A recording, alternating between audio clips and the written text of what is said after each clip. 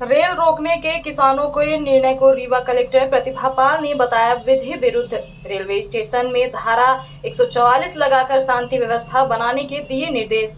खबर मध्य प्रदेश के रीवा जिले से है, जहां गोविंदगढ़ में कई महीनों से रेलवे प्रभावित किसानों ने प्रशासन द्वारा अपनी मांग पूर्ण न होने पर रीवा रेलवे स्टेशन में आनंद विहार ट्रेन को रोकने का फैसला किया है।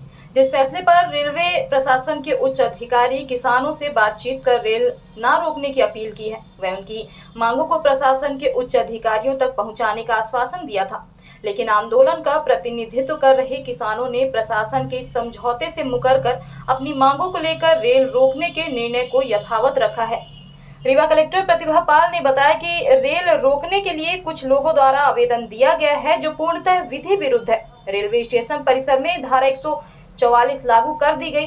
रीवा कलेक्टर प्रतिभा पाल ने बताया कि हम लगातार किसानों के संपर्क में हैं, उनके लिए क्या किया जा सकता है हमने उनसे चर्चा के दौरान बताया है।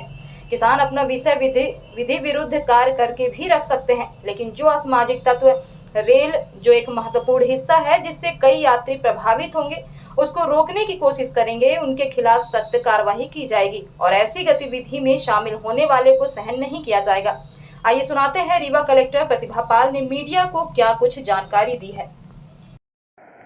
रेलवे को लेकर आज हम लोगों को ये सूचना मिली है कि एक ट्रेन को रोके जाने के लिए कुछ लोगों ने अपना एक आवेदन दिया है, क्योंकि ये पूरी तरीके से विधि विरुद्ध है और किसी भी प्रकार से रेलवे जो है वो इतना इम्पॉर्टेंट मोड है और कहाँ से यात्री आते हैं कहाँ जाते हैं, ज़रूरी नहीं वो सिर्फ रीवा ज़िले के होंगे, लोगों का जो आवागमन है वो बाधित होगा।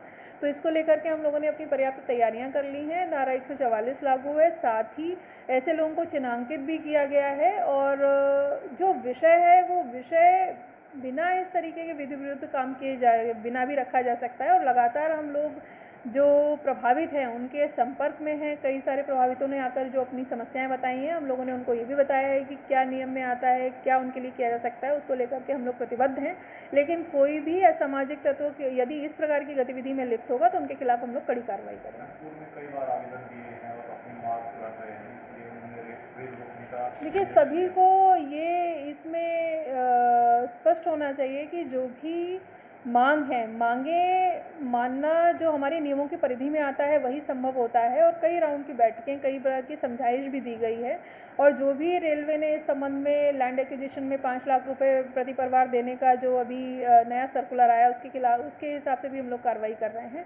तो लगातार मांग पे अड़े रहना, मांग करना पूरी तरीके से लोकतांत्रिक है, लेकिन उसका तरीका सही होना चाहिए। उसकी वजह से कोई भी लॉ एंड ऑर्डर को बिगाड़े ये बिल्कुल स्वीकार योग्य नहीं है। कोई भी आवागमन के साधनों पर कोई यात्री यदि कहीं से जा रहे हैं, उनकी जान पर, उनकी सुरक्षा से कोई खिलवाड़ करेगा तो उनके लोगों के खिलाफ हम लोग सख्त कार्रवाई करेंगे।